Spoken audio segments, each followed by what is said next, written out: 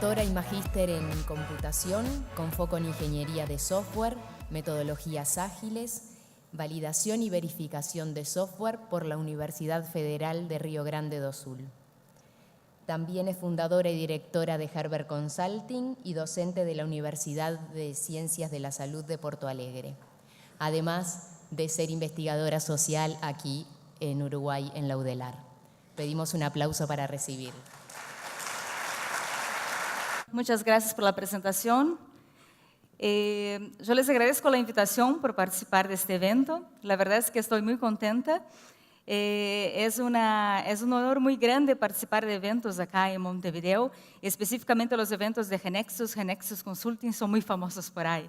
Entonces, por supuesto, un gran placer trabajar entonces acá y estar como oradora en este evento. Bueno, me imagino que todos ya han percibido, pero yo soy brasileña y hablo muchas veces más un portuñol. Así que yo les pido perdón de antemano por todos los errores del español que voy a cometer, seguramente. Así que yo me quedo con algunos créditos, ¿no? Pero bueno, espero que se me entienda de cualquier forma. Bueno, la idea es hablar un poco sobre algunas experiencias que yo he tenido relacionadas a la elección, digamos, de la mejor metodología, ¿no? Pensando para la era digital. ¿Y por qué esta idea de la mejor metodología pensando en algo así, ¿no? Entre comillas? Porque la verdad es que cada vez más tenemos propuestas de nuevas metodologías, de nuevas instituciones, de nuevas organizaciones, y cada vez más cosas nuevas están pasando, están siendo propuestas, ¿no? Y muchas veces las metodologías que ya han sido propuestas no necesariamente son utilizadas de la mejor manera posible y no necesariamente son entendidas de la mejor forma posible. Entonces, a veces hay un poco la idea de, bueno, ¿cuál es la mejor, cuál es la metodología que sea utilizada, ¿no? Más en determinado momento para la gestión, para el desarrollo de proyectos de software? Y la verdad es que es un poco difícil hablar de, bueno, ¿cuál es la mejor metodología específicamente? Entonces, la idea de la charla es estar hablando con ustedes un poco sobre algunas experiencias, como decía, que yo he tenido con empresas y con proyectos distintos, y también estar invitándoles a pensar un poco en qué tipo de criterios, qué tipo de cosas uno debería pensar cuando se está pensando en elegir, digamos, la metodología o definir el ciclo de vida de su proyecto de gestión y desarrollo de software. Bueno, las metodologías, las varias metodologías, en general se basan en algunos modelos que son más clásicos, ¿no? Por ejemplo, el modelo predictivo. El modelo predictivo está relacionado a un concepto de desarrollo en cascada, por supuesto con sus variaciones, pero la idea es que tengamos varias etapas de desarrollo de software y estas etapas van ocurriendo secuencialmente. Por supuesto, se puede volver a las etapas anteriores, incluso, bueno, hay flechitas ahí como de vuelta que se están apareciendo, pero en general la vuelta en sí está relacionada a algo de retrabajo, está relacionada a algún tipo de fallo, digamos, del proyecto.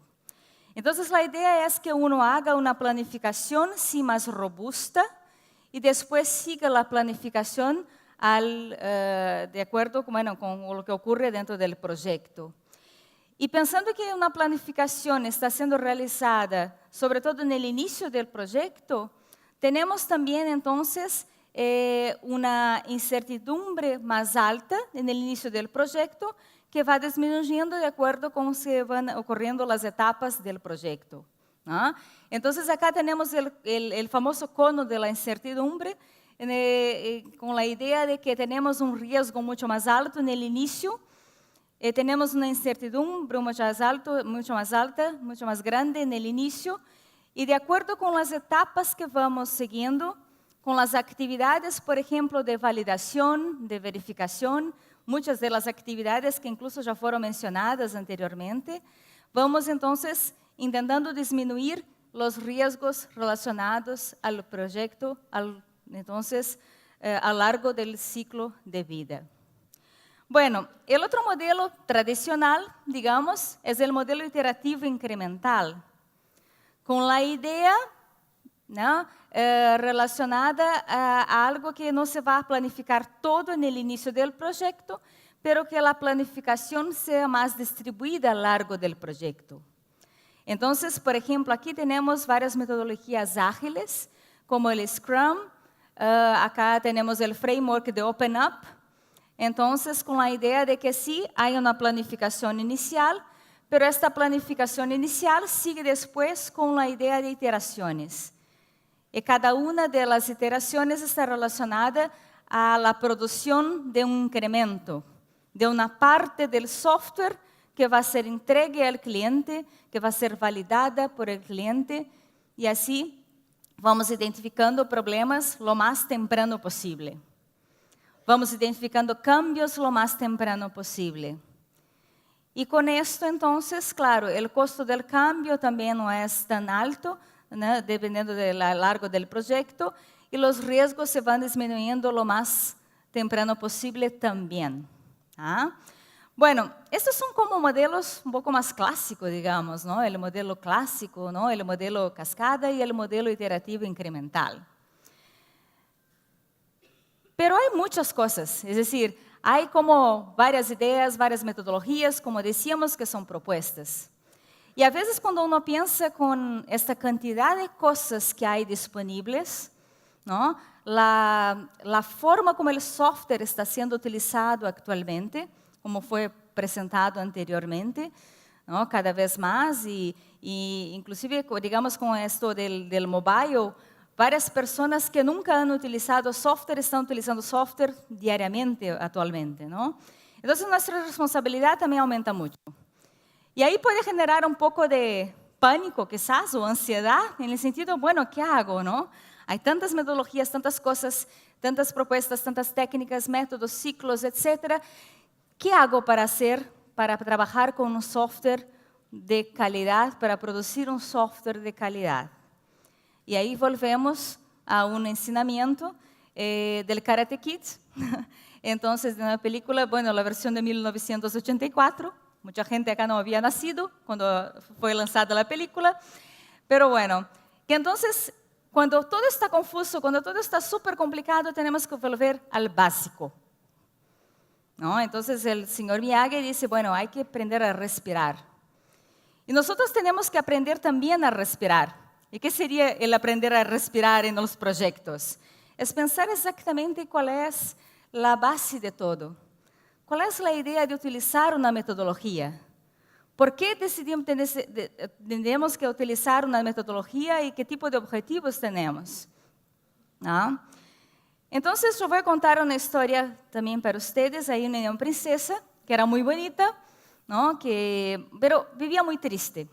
La verdad es que muy desanimada con la vida, y aunque tuviera todo lo que necesitaba, estaba siempre muy desanimada. Y el padre, por supuesto, como todos los padres, se queda preocupado con esto, ¿no? Y empieza a ofrecer cosas valiosas para alguien que pudiera descubrir cómo dejar la princesa más contenta, más motivada con las cosas, e intentando involucrarse y, bueno, vivir su vida, ¿no?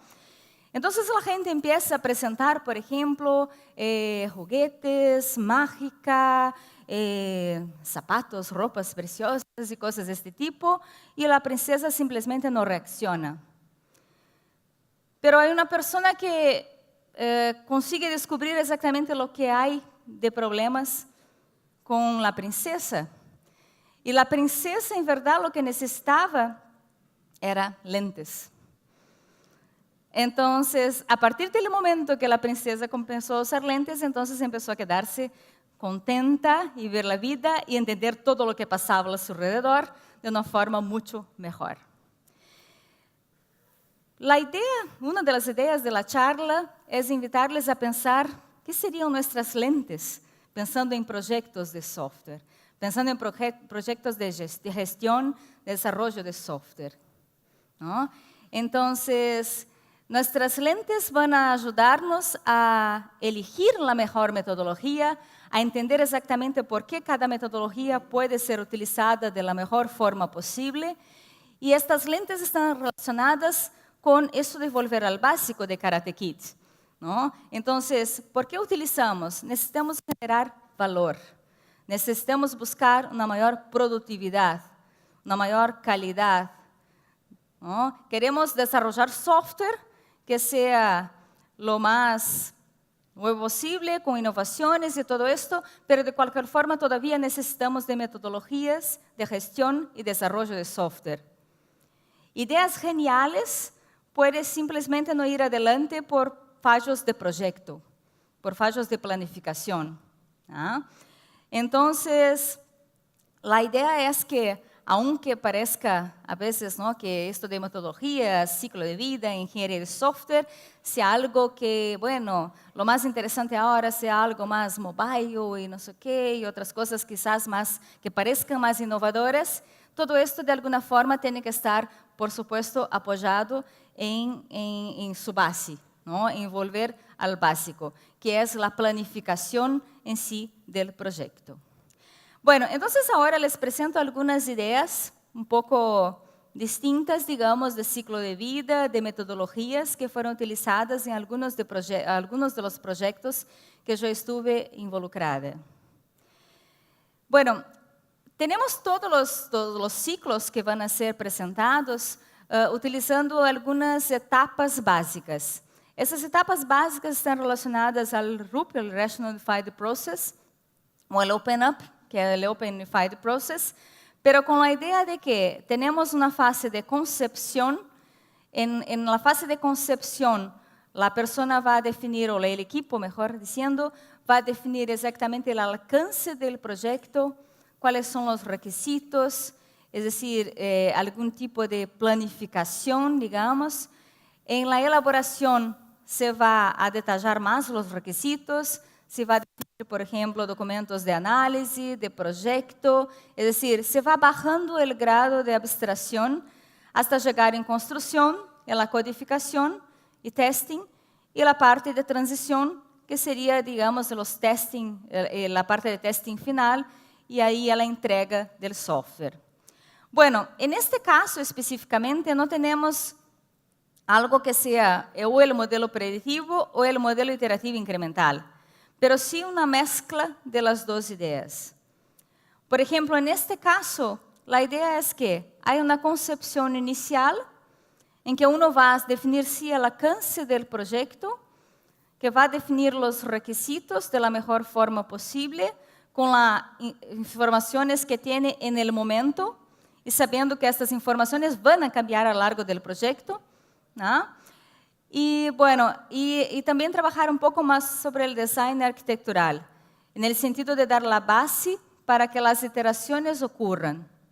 Y ahí en las iteraciones es que uno va a examinar de una forma más detallada, por ejemplo, los requisitos. Es decir, el nivel de incertidumbre va disminuyendo y a cada iteración uno como que va trabajando más sobre los requisitos y sobre toda la parte de análisis, por ejemplo, ¿no?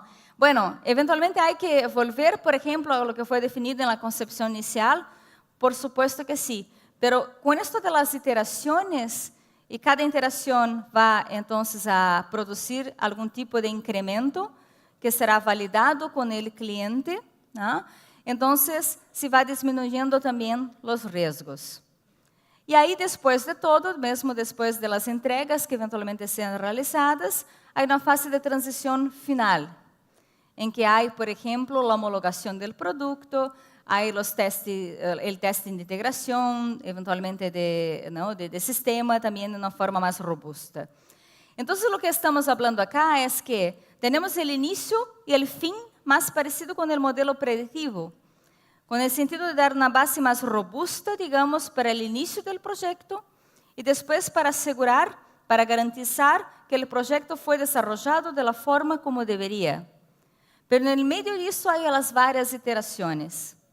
Y en las varias iteraciones también hay el desarrollo de las propias personas del equipo, Entonces, este tipo de ciclo, por ejemplo, hemos utilizado en algunas fábricas de software para proyectos que no eran tan largos, ¿no? Como decía en la presentación, yo también soy docente ahí en la Universidad Federal de Ciencias de Salud de Porto Alegre. Entonces, utilizamos este ciclo, por ejemplo, en un curso de ingeniería de software, que el alumno produce un producto real durante el semestre, y el fin del semestre, entonces, es algo que entonces tiene que tener un producto que sea utilizado de verdad por el cliente real. Y ahí nuestros clientes, como somos en las ciencias de salud, yo doy clases en el curso de informática biomédica. Nuestros clientes son médicos, enfermeros, fisioterapeutas y otras personas, otros profesionales del área de la salud, ¿no? Entonces, bueno, es un proyecto corto de un semestre. Y como decía, en fábricas de software también, como proyectos cortos, ¿no? Se puede garantizar que la planificación inicial y que la parte final sea bastante robusta, de una manera a ser la base para las varias iteraciones. Bueno, el otro modelo es un poco más parecido, digamos, con la parte del modelo predictivo, ¿no? Pero con la idea de que hay iteraciones, sí hay iteraciones, pero las iteraciones están más concentradas en la parte de codificación. Entonces, por ejemplo, este modelo fue utilizado en algunas fábricas de software en que había equipos distintos, por ejemplo, que se dedicaban a toda la parte del análisis, de design, y personas dedicadas más a la parte del código. Entonces, se podía como que dividir un poco más de estas actividades, pero al mismo tiempo la idea era que se pudiera disminuir los riesgos relacionados al desarrollo de un proyecto un poco más largo. Entonces, acá tenemos que, es decir, una concepción inicial en que se va a definir la base del producto, el alcance exactamente lo que queremos, cuál es el objetivo, para qué el producto va a ser utilizado, es decir, el valor que va a ser generado con el uso del producto, con el desarrollo del producto, también como se mencionaban otras personas acá anteriormente. Y después entramos entonces en las actividades más técnicas. Pero lo que ocurre, ¿utilizamos iteraciones? Sí, utilizamos, pero iteraciones un poco más focadas, digamos, en una parte del ciclo de vida, que son más relacionadas a la parte de codificación y la parte, entonces, de testing. Bueno, un otro ejemplo de ciclo, como decía, también siempre utilizando estas grandes etapas, por supuesto, cada una de estas etapas, ahí se puede utilizar varias metodologías, varias técnicas distintas de desarrollo de software, pero lo que tenemos acá es algo que llamamos de personal boards, es decir, esto fue utilizado, ¿no?, en dos casos específicos, de equipos que eran bastante, bueno, eran pequeños, eran equipos más o menos de 10 personas, pero equipos de personas altamente expertas en un determinado dominio de negocio. En un caso fue en el área de salud, el otro caso fue en el área de ingeniería, más específicamente de reconocimiento de imágenes. Entonces, reconocimiento de imágenes, por ejemplo, en industria, ¿no? En este caso de, por ejemplo, reconocer el producto que está bien, que está mal, que tiene que ser descartado y cosas de este tipo. Entonces, ¿qué pensamos, no? Pensamos inicialmente que podría ser interesante trabajar con metodologías ágiles. Perfecto. Pensamos el ciclo más tradicional ágil, en el sentido que se hace una planificación inicial, después se hacen las varias iteraciones, con todo el ciclo de desarrollo de software. Pero lo que se vio era que era muy importante tener momentos dentro de las iteraciones en que el equipo paraba y discutía y trabajaba de una forma más detallada sobre el software que estaba siendo construido. Es decir, la idea de que el equipo parase en determinados momentos, ¿no?, y pudiera trabajar más con esto de disminuir o bajar un poco el grado de abstracción del producto.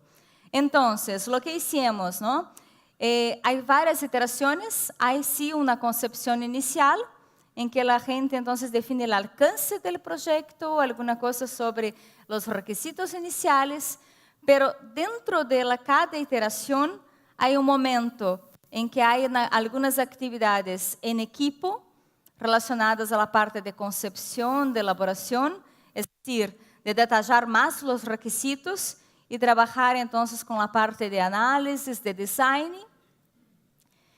Y la parte de construcción, por ejemplo, ¿no?, es desarrollada de una forma más personal. Aunque como eran productos, es decir, los proyectos son bastante específicos y con un alto grado de complejidad, para cada desarrollo personal había también una planificación específica relacionada a detallar más todavía los requisitos, llegar a detalles más específicos sobre la forma de implementación, y por esto entonces se repetían las fases de concepción y elaboración a nivel personal, además de construcción. Entonces, en este caso, incluso, se producen algunos efectos muy interesantes, ¿no? Cuando uno empieza a ver las metodologías no como algo predefinido que tiene que ser seguido exactamente de esta forma, pero como algo que se puede jugar un poco más. Entonces, por ejemplo, en una empresa de un equipo de 10 personas, como decía, todos muy expertos y que tenían un relacionamiento entre ellos súper bueno, una súper buena interacción. Cuando empezamos a trabajar de una forma más clara con relación al proceso y tener estos momentos dentro de las iteraciones para trabajo conjunto, para después definir exactamente lo que cada persona iba a hacer dentro de la iteración y no fuera de la iteración, la gente empezó a descubrir muchas cosas interesantes técnicas dentro del equipo, ¿no? Entonces, bueno, eran 10 personas, pero había algunos fallos de comunicación que de alguna forma fueron resueltos. Entonces, el proceso incluso evitó la compra, ¿no?, una compra de un software de apoyo del desarrollo que iba a ser bastante caro, digamos, por el desarrollo específico que tenían.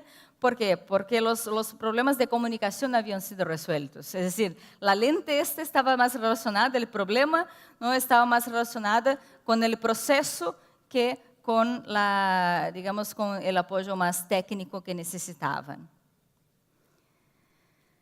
Bueno, y acá tenemos el modelo iterativo incremental de una forma así un poco más clásica y que también se puede utilizar, ¿no?, y que también puede ser muy interesante. Todo depende del contexto.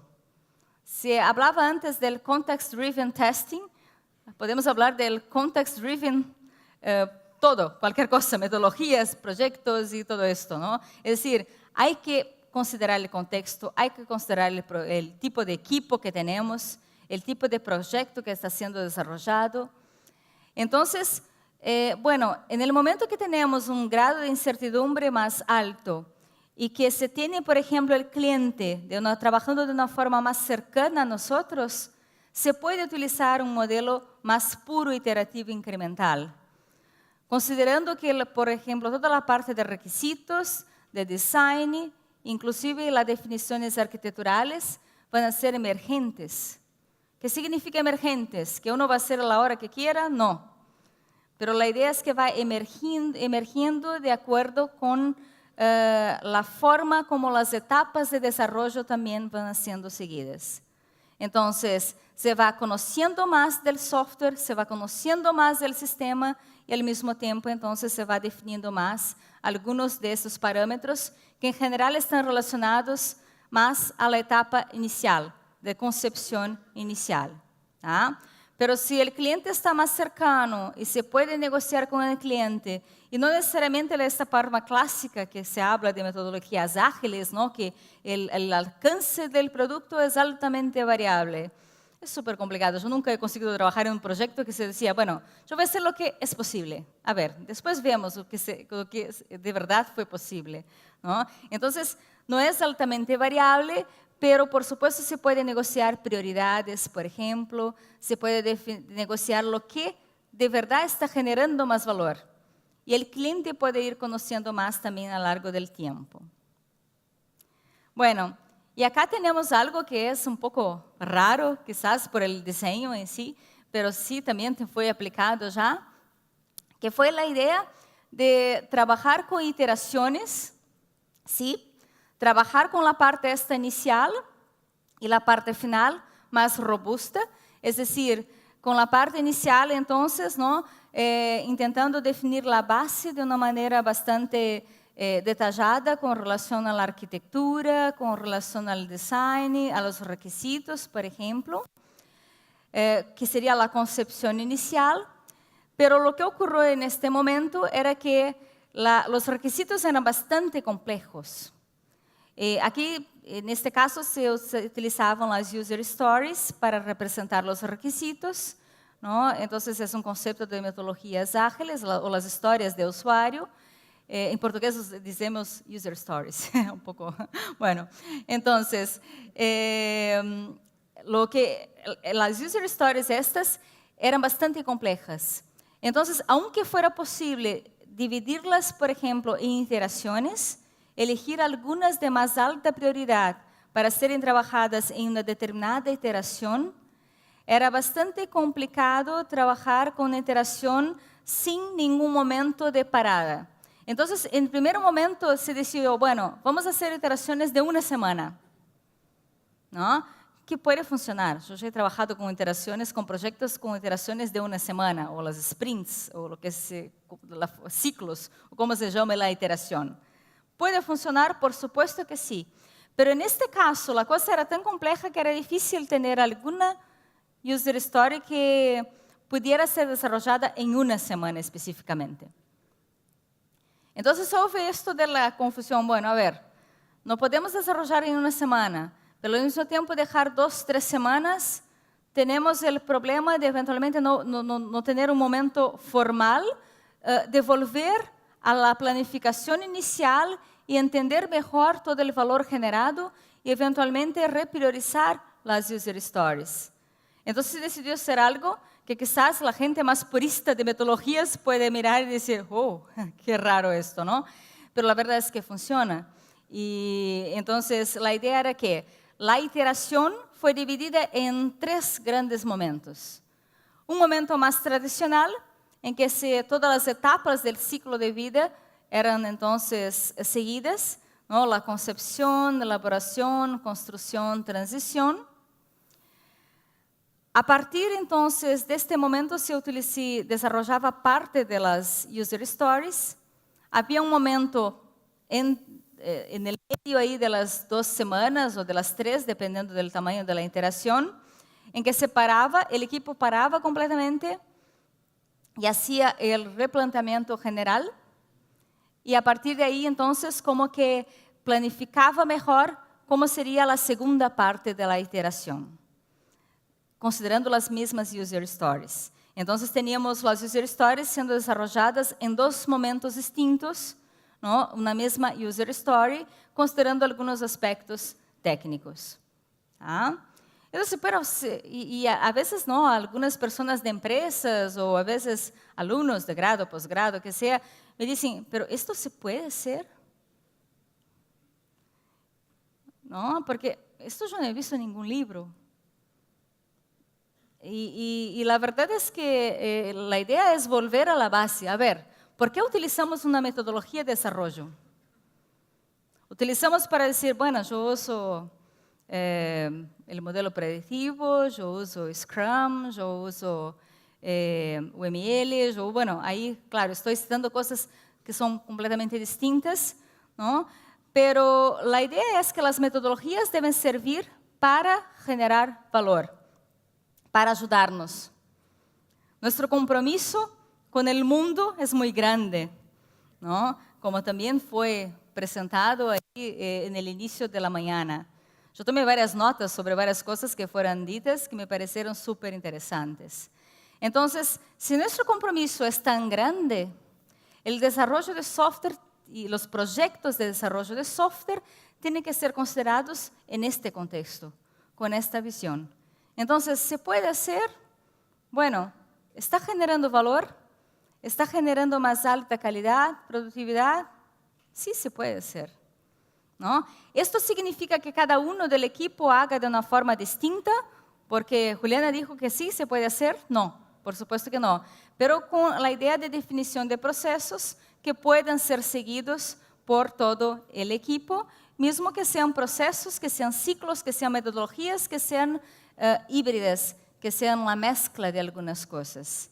Pero hay que probar, hay que intentar, hay que reinventarse, ¿no? Inclusive con relación a la parte esta de metodologías. Bueno, entonces, la idea, como decía, era invitarles a pensar sobre nuestros objetivos de verdad en utilizar las metodologías de gestión y desarrollo de software. Queremos tener software que genere valor. Las metodologías deben generar también valor al software.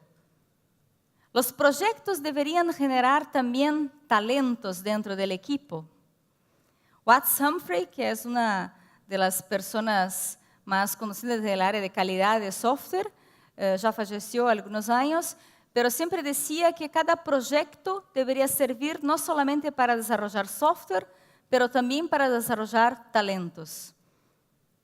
Es decir, la idea es que la gente no salga exactamente igual como entró en el proyecto. Y que no tenga un proyecto que simplemente ocurra y bueno, uno tiente olvidarse lo más rápido posible de todos los problemas y todas las cosas que se pasaron. Pero que uno, por supuesto, aprenda y desarrolle sus talentos. Entonces, debe generar valor, debe generar de alguna forma también la cuestión de calidad. Es decir, la calidad del producto, la calidad del trabajo y la calidad de vida, ¿por qué no? ¿No? Es decir, se habló de varios aspectos de Madonna inicialmente y por supuesto tenemos que pensar de una manera bastante personal también con relación no solamente al equipo, pero también con las personas que van a utilizar nuestro software que está siendo desarrollado. Hay que pensar en asertividad. ¿Qué sería la asertividad? La capacidad de poder hacer previsiones con relación a tiempo, por ejemplo, a esfuerzo, de una manera más precisa. Es decir, y ahí evitar las cosas que se hablan por ahí, ¿no? De los proyectos de software, que nunca se sabe exactamente cuándo van a acabar.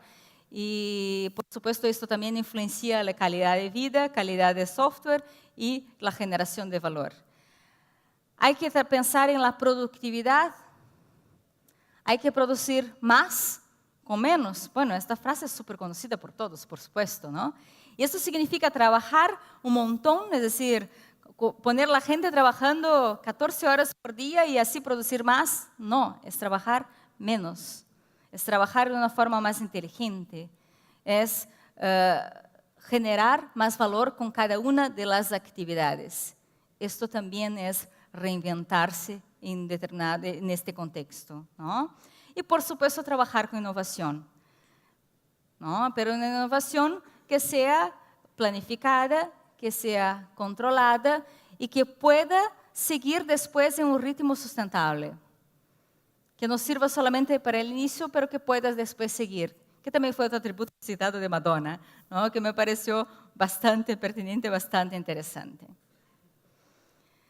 Bueno, y yo termino con una frase de Albert Einstein, que me encanta, y a veces yo tengo que acordarme en algunos momentos, que dice, la definición de locura es hacer siempre lo mismo y esperar resultados diferentes. ¿No? No es necesario comentar, ¿no? Bueno, muchas gracias por la atención y invitación.